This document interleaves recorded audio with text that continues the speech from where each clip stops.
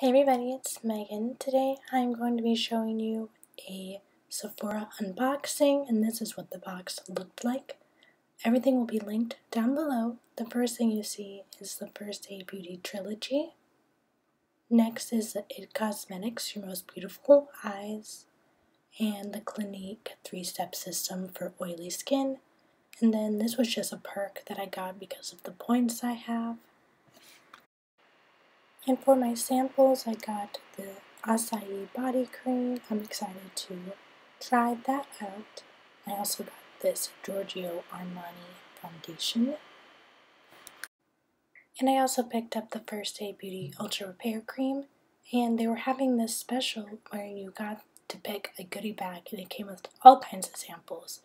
So the first thing you see is the Urban Decay Perversion Eyeliner, the Fresh Sugar Lip Therapy. This is a eye cream from It Cosmetics called Eye by Under Eye. I'm excited to try that out. And this is a mask from Glam Glow. It's the Volcasmic.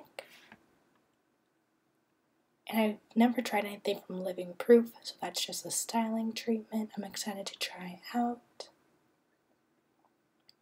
And this is just a lipstick.